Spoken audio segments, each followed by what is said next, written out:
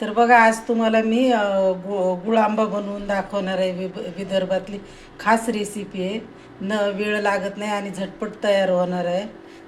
तर व्हिडिओ कुठेही स्किप न करता व्हिडिओ पूर्ण बघा आणि नवीन असाल तर लाईक सबस्क्राईब नक्की करा. चला तर मग रेसिपीला सुरुवात करूया. नमस्कार मंडळी. तर बघा, ह्या साईजची एक कैरी आहे. ही कैरी मी बारीक असे तुकडे करून घेतलेत, वरची साल काढून टाकली. इथं हिंग आहे, 1 चमचा लाल तिखट, थोडीशी हळद आहे आणि थोडी मोहरी, चवीपुरतं मीठ आणि जिरं, अर्धी वाटी गूळ आहे.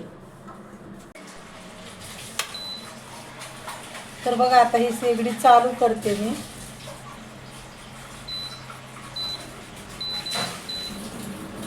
आणि कढई तापायला ठेवली.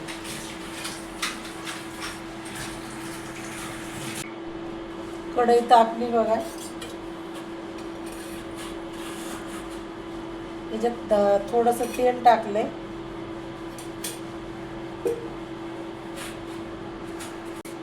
तेल तापलंय बघा. आता याच्यात मोहरी टाकली. मोहरी थोडी तडतडली. शेगडीवर कसं तापायला थोडासा वेळ लागतो. मोहरी चांगली तडतडली. आता जिरं टाकून घेतले. जिरं पण छान भाजले. थोडासा हिंग टाकलाय. झटपट होणारी रेसिपी आहे. आता ही कापलेली कैरी टाकली याच्यात.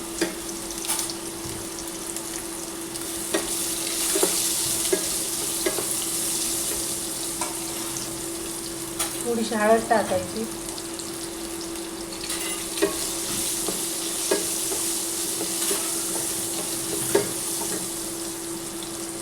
आणि हा अर्धी वाटी गूळ होता, तो गूळ टाकलाय.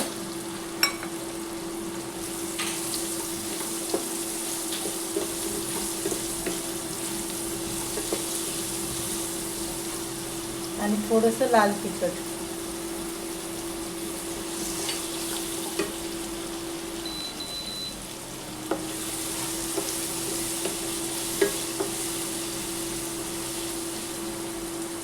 चवीपुरतं थोडं मीठ.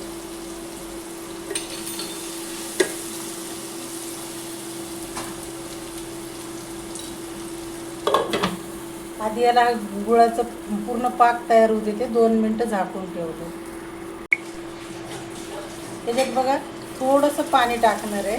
थोडंसं टाकलं, जास्त नाही. त्याला 5 मिनटं शिजवून घेते. आता उघडून बघू बघा. आता याच्यात थोडासा अजून चव येण्यासाठी याच्यात थोडासा चाट मसाला टाकला 1 चमचा.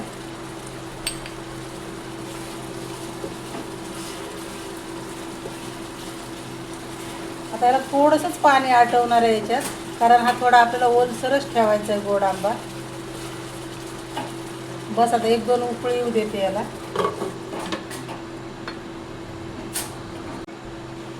आता आटलंय बघा बऱ्यापैकी पाणी याच्यातलं. आता हे गॅस शेगडी बंद करून घेते. आता शेगडी बंद केली. आता त्या शेगडीवरच थोडंसं 5 मिनटं ठेवलं की पूर्ण आपला गोड आंबा तयार होणार आहे. तर बघा, मस्त झालाय. आता हा गोड आंबा एका प्लेटमध्ये काढून घेते याला.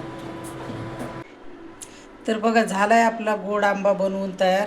कशी वाटली ही रेसिपी नक्की कमेंट करून सांगा. आणि लाईक बी करा, शेअर बी करा आणि सबस्क्राईब करा. धन्यवाद.